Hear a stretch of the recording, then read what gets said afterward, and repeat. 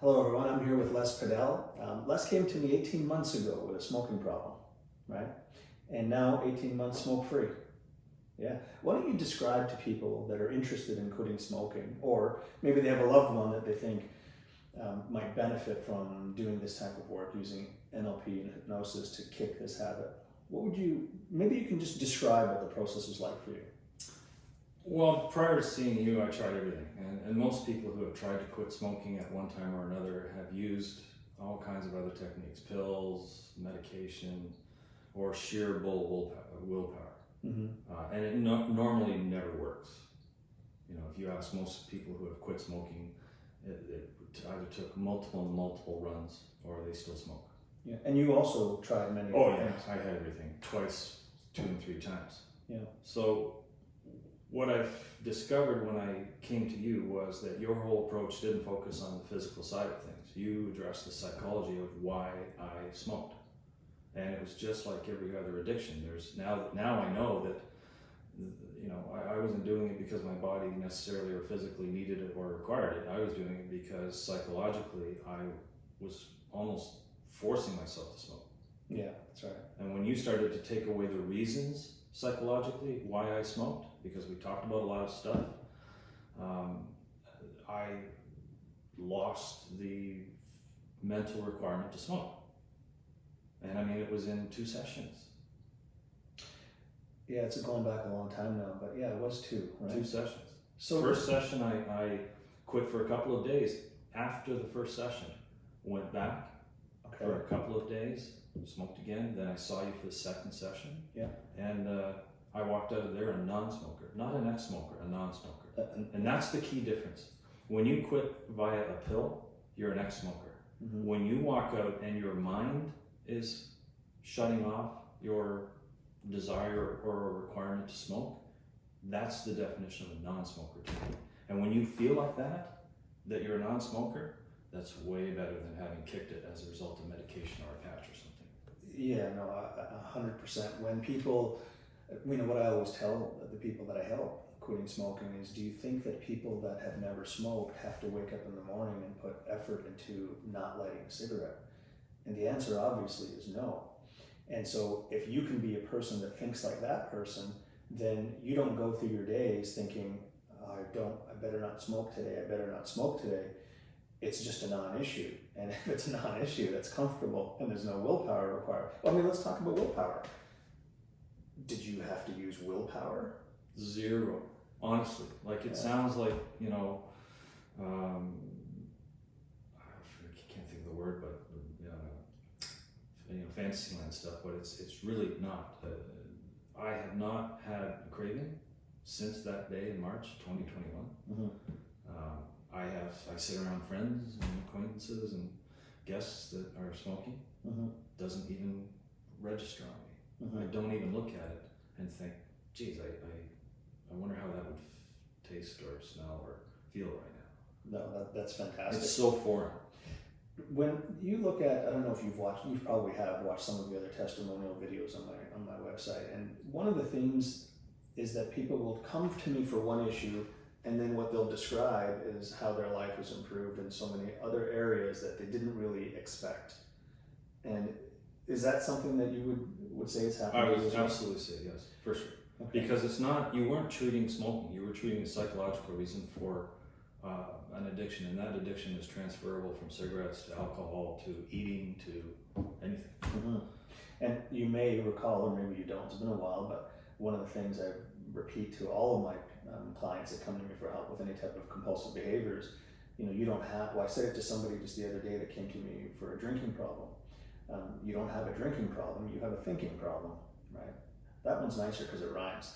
But for you, it was, you didn't have a smoking problem. You just had a thinking problem. Mm-hmm. And when you can learn to think effectively that leads you towards an outcome that you want, the outcome just sort of happens.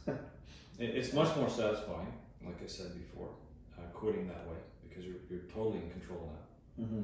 But that control extends itself into other areas of your life. Mm-hmm. I am much more focused on personal health, personal organization.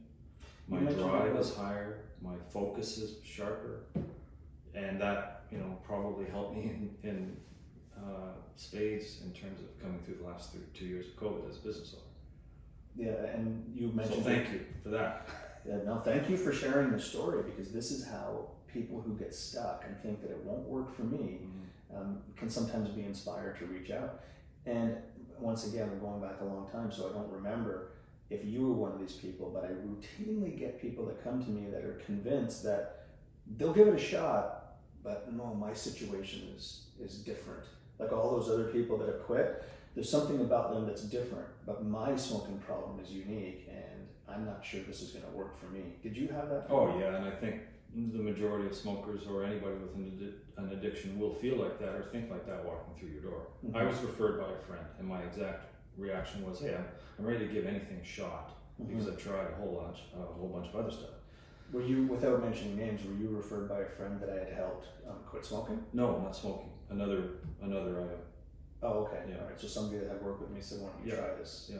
Good. Now, she also knew other people who had quit smoking as a result of working with you as well. I see. Okay. So she had personal experience plus had friends who she knew. So the idea that people coming in are skeptical, I encourage anybody that if you have, you know, doubts that it's going to work, don't make that the reason you stop or decide not to come and see him, because I was exactly the same way. And I think what turned it for me was the initial interview over the phone. Yes, and I still do that. I do free phone consultations. So I'm on the phone for maybe half an hour, 40 minutes with everybody that's considering working with me. It's not just to convince you that this is something that's going to work. It's also for me to be convinced that you're a good candidate for this. You obviously were, right? I don't accept everybody that I talk to. Sometimes I get messages from, I've had 2 in the last week, messages from people that say, my spouse really wants to quit. Will you please call him on his cell phone? And I reply saying, if your husband wants to quit, please have him contact me. And sometimes they do. I had one of those actually just the other day, and I signed that person up and I'm going to help him quit. Sometimes I just never hear from the husband. And then I get another email from their wife saying, you know, my husband said he hasn't heard from you yet. And I can't do that, because I can't help somebody quit that doesn't want to quit, but somebody else in their house wants them to quit. You came to me because you were fed up and you were sick of it and you didn't want to do it anymore, right? So you did the heavy lifting. I just kind of guided you in the right direction. And if you had come to me because somebody in your life gave you an ultimatum and said, you know what, you promised you were going to quit smoking, so you go and see this guy, but you're not ready, I would have detected that in our discovery call, and I would have said, you know what, now's not the time. Maybe call me in 6 months or call me in a year, and we'll try this again, right? So, I mean, I even thought though that I wasn't ready. I knew I was sick of it and had to get rolling on it and get it finally done with, but I didn't think I was 100% ready when I came to see it. Yeah, and what I'm describing is kind of being at that threshold of having enough pain that you want something different. Yeah. As far as feeling like you're ready for it, we already talked about that skepticism of, is this really going to work for me? That can translate to, well, maybe I'm not ready. What I look for is, are you sick and tired of it, right? Have you just had it and you just feel like, okay, something's got to change. Maybe I'm not ready for it. Maybe I'm skeptical if I'm the person that can really pull this off. But I've got to have you to the point where you really despise it. And that I knew you were there. You despised it and you did not want to do it anymore, right? So, okay. Any last words for anybody? I think you've done a real service to people who want to quit smoking and they're thinking, oh, maybe this, I'm just going to have to be stuck with this habit forever. Yeah. And you weren't. There are methods all over the place to try and quit smoking. But this one, I believe, is probably the surest way to continue to be a non-smoker. All of those other remedies like patches and drugs and everything can get you off of smoking for a little while, including me. I was off for 3 months twice with Chantix.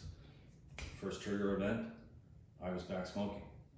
What Surrender's technique does is give you the tools so that those trigger events, if they even occur, which they didn't occur with me, you have the tools to fight that maybe instantaneous urge to break down. But the more likely result is that you actually walk out and those trigger events don't happen.